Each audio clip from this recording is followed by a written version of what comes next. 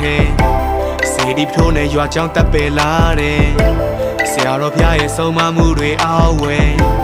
လူတွေပွဲတွေဖျားသွားကြောင်းပြန်များနေပတ်တကပတ်ကွက်ကြဖို့တနက်ခါနဲ့ချေတာရုပ်သားပြီးချစ်ဖို့ကောင်းတဲ့တော်တလေးရဲ့ဟန်များစွာ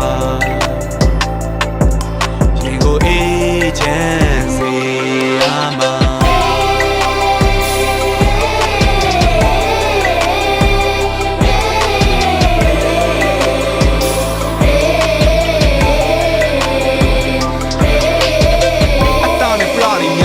ကြောင်ရဲတဲ့ဘွားတွေပြ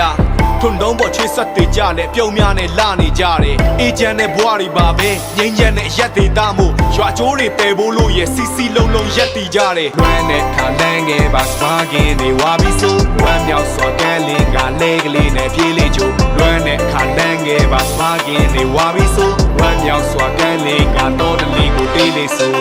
စပါးရဲ့ဝါလေးရရှိတော့လက်ခါလာပြီတချင်လေးတဲ့တူ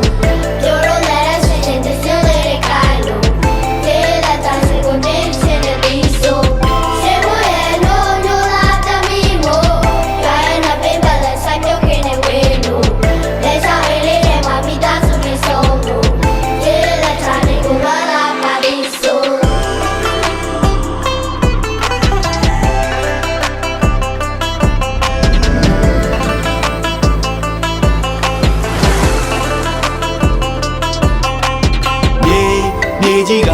ရွှေတီးတဲ့မြေကြီးကရွှေတီးတဲ့မြေတို့ရဲ့မြေ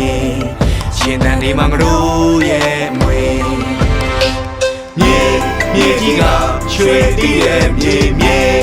ကြီးကရွှေတီးတဲ့မြေတို့ရဲ့မြေရှင်တန်ဒီမငတို့ရဲ့